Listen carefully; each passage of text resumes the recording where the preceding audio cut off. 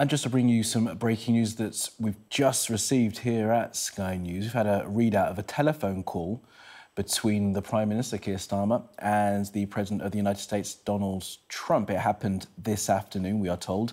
And the spokesperson for Downing Street has told us that the phone call has taken place. The leaders began by discussing the ongoing and productive discussions between the UK and US on trade. The Prime Minister reiterated his commitment to free and open trade and the importance of protecting the national interest.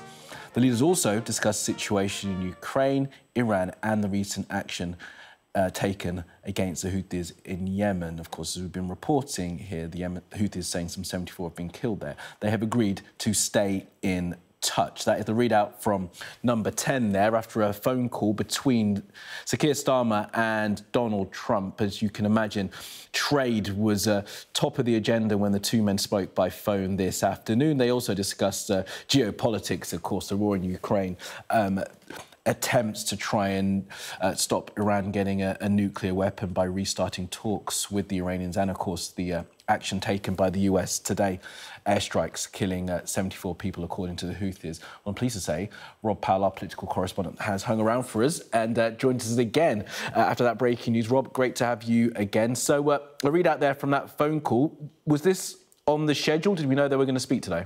Yeah, there have been some reports of a conversation coming up, but I think one thing that is perhaps pointedly not in that readout that's come from the UK side, that's come from Downing Street, is anything about the date of a state visit. Of course, Donald Trump in Oval Office comments mentioned that he believed that state visit would be going on in September. The UK side didn't really want to go anywhere near confirming that date.